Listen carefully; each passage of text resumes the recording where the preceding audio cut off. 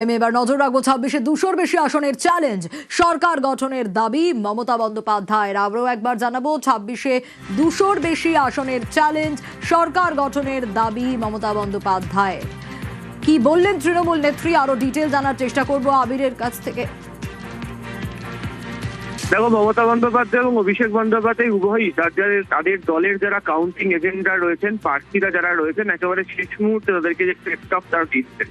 মমতা বন্দ্যোপাধ্যায় উল্লেখ করেছেন যে যারা ৬ মাস ধরে যেভাবে লড়াই করেছে, পুলিশ এবং কেন্দ্রীয় বাহিনীর ভূমিকার সামনে যারা লড়াই করে গেছে, তাদেরকে তিনি ধন্যবাদ জানিয়েছেন এবং উল্লেখ করেছেন যে ভোটের ফল বেরোনোর পর তাদেরকে তিনি পুরস্কৃত করবেন।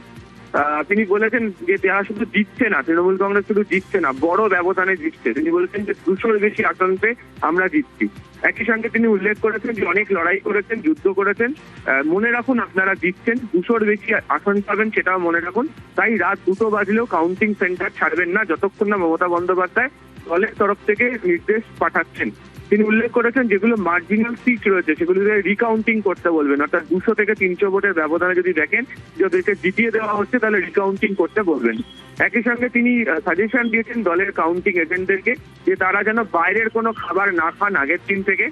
কাউন্টিং এজেন্টরা নিজেরা বাড়ি থেকে খাবার নিয়ে যাবেন, দুপুরবেলা হালকা খাবার খাবেন এবং কেউ যেন কোনো পান মশলাও যেন মুখে না তোলেন। এবং তিনি আশঙ্কা প্রকাশ করেছেন যে এজেন্টরা বাইরে থেকে খাবার খেলে কেউ কিছু মিশিয়ে দিতে পারে।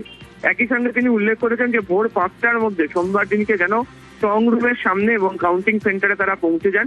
তার কারণ হিসাবে তিনি উল্লেখ করেছেন যে স্ট্রং রুম থেকে কাউন্টিং এর জন্য মেশিন নিয়ে যাওয়ার সময় মেশিন বদল করে দেওয়া হয়ে যেতে পারে। একই সঙ্গে তিনি দলের কর্মীদেরকে বলেছেন যে এক্সিট পোল আসলে কিছুই না, স্টক মার্কেটকে বাঁচানোর জন্য দেখানো হচ্ছে। অভিষেক বন্দ্যোপাধ্যায় একই জিনিস উল্লেখ করেছেন। তিনি বলেছেন যে নির্বাচনের পরের দিন থেকে বিজেপির নানা ন্যারেটিভ চলছে, আগেও এটা দেখতে পাওয়া গেছে। এক্সিট পোল করে প্রভাবিত করার চেষ্টা করা হচ্ছে এবং এটা গত ১০-১২ বছর ধরে চলছে। এসবে যেন কেউ গুরুত্ব না দেন। তিনি উল্লেখ করেছেন যে কেন্দ্রীয় বাহিনী প্রচুর অত্যাচার করেছে, ধমকানো হয়েছে, চমকানো হয়েছে, কিন্তু সেই সমস্ত কিছু ৪ঠা মে পর্যন্ত চলবে। দলের যারা দায়িত্বপূর্ণ কর্মী রয়েছেন তাদেরকে সেটা মনে রাখতে হবে। এবং কাউন্টিং এজেন্টদেরকে বলা হয়েছে যে কাউন্টিং এজেন্টটা পুরো শেষ না হওয়া পর্যন্ত, যদি পরের দিন সকাল গড়িয়ে যায় ততক্ষণ পর্যন্ত থাকতে হবে। সার্টিফিকেট হাতে না পাওয়া পর্যন্ত কেউ যেন হল ছেড়ে না বেরোন, সেই প্রসঙ্গের কথা তিনি উল্লেখ করেছেন।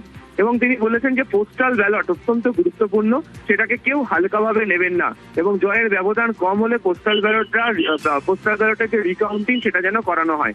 তিনি উল্লেখ করেছেন কোথাও যদি এজেন্ট বসতে বাধা দেওয়া হয় তখন সেখানে পৌঁছে যাবেন প্রার্থী নিজে, দলকে সঙ্গে সঙ্গে জানাতে হবে এবং যে প্রয়োজনীয় পদক্ষেপ কমিশনের সঙ্গে যোগাযোগ রেখে করা সেটা দলের শীর্ষ নেতৃত্ব করবে। এখনো মমতা বন্দ্যোপাধ্যায়, অভিষেক বন্দ্যোপাধ্যায় উভয়ই বক্তব্য রাখছেন কর্মীদের সামনে। পরবর্তী তথ্য আসলে আরো কি বলবেন সেটা আমরা জানাতে পারবো। একেবারে আবির, অবশ্যই আমাদের নজর থাকবে। এবং আবির যে পেপটকের কথা বলছিল মমতা বন্দ্যোপাধ্যায় এবং অভিষেক বন্দ্যোপাধ্যায়ের, এই পেপটক নিঃসন্দেহে গুরুত্বপূর্ণ।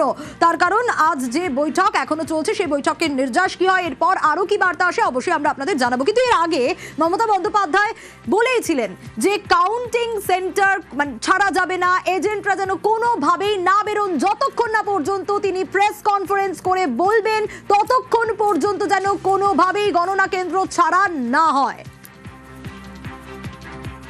আমাদের কর্মীদের এবং মানুষকে সাথে থাকতে, যাতে কাউন্টিং এ সবাই সমানভাবে আজ থেকে পাহারা দেয়।